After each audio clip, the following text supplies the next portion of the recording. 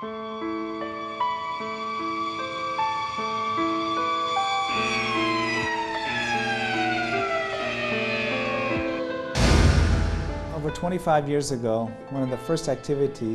y a environ 25 ans, à la création du Maayan Banegev, nous avons établi une structure de réhabilitation toranique pour prisonniers. Personne n'était prêt à affronter les préjugés qui pèsent sur les repris de justice. Seul le Rav Spector a eu le courage et la foi pour se dévouer en faveur des prisonniers. Il s'agit d'un garçon qui a grandi entre le monde de la drogue et la prison depuis son plus jeune âge. Un passé vraiment très lourd.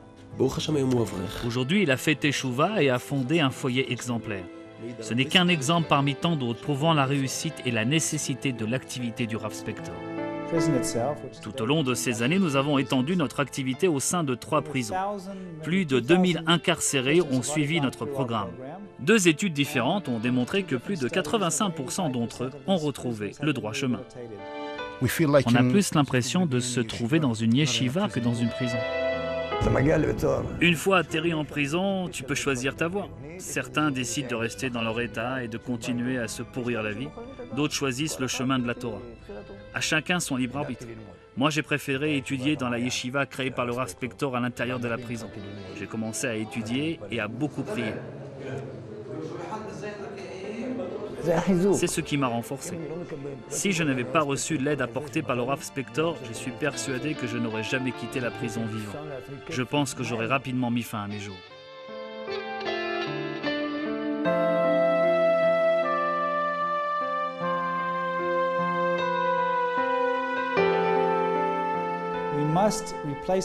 Il nous faut impéralement remplacer son code moral par des valeurs l'incitant à faire confiance à autrui, respecter autrui ainsi ce qu'il possède. Essayer d'aider son prochain, mais surtout s'aider lui-même et devenir une meilleure personne étant capable d'avoir une influence positive sur son entourage. Peu importe le moment où tu as besoin de lui, il sera toujours là pour t'aider, financièrement mais surtout moralement. La seule personne qui m'ait aidé durant toutes ces périodes difficiles, c'est le Rav Spector. C'est vraiment très difficile pour moi d'être dans l'incapacité d'aider quelqu'un dans le besoin. Nous voulons absolument poursuivre notre encadrement au-delà de leur remise en liberté.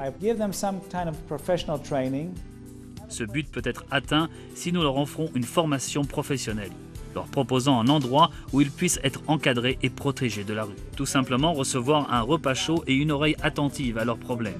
Nous essayons de les marier, de leur trouver un emploi fixe, une formation adéquate et ainsi les rendre bénéfiques au peuple juif.